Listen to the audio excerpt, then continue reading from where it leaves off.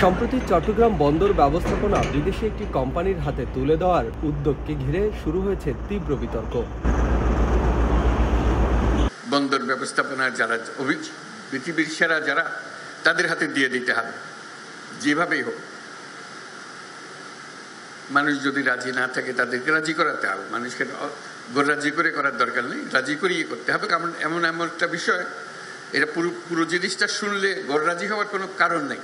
দেশের অর্থনীতির প্রধান রপ্তানি ও আমদানি প্রবেশদ্বার এই বন্দর, আর বন্দরের অন্যতম গুরুত্বপূর্ণ অবকাঠামো নিউমোরিং কন্টেনার টার্মিনাল বা এনসিটি।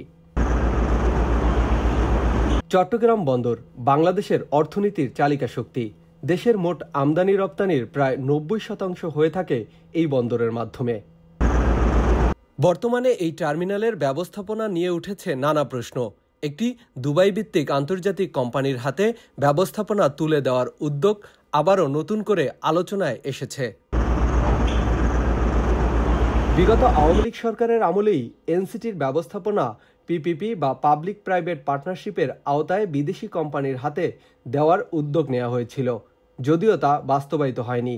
তবে অন্তর্বর্তী সরকারের সময় এই উদ্যোগ নতুন গতি পাচ্ছে বলে নিশ্চিত করেছে একাধিক সূত্র। কৌশলগতভাবে এটি অত্যন্ত গুরুত্বপূর্ণ একটি টার্মিনাল।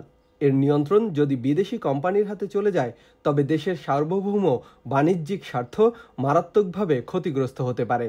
বিদেশি কোম্পানি এলে হয়তো কিছু প্রযুক্তিগত সুবিধা আসবে, তবে টার্মিনালের আয়, নীতি নির্ধারণ এবং শ্রমিক স্বার্থ এ সবই হুমকির মুখে পড়বে বলে মনে করেন বিশেষজ্ঞরা।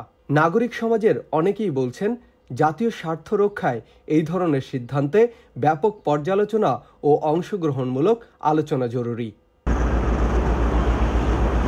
মাইনুল ইসলাম, ভিটিভি ইউএস, নিউ ইয়র্ক।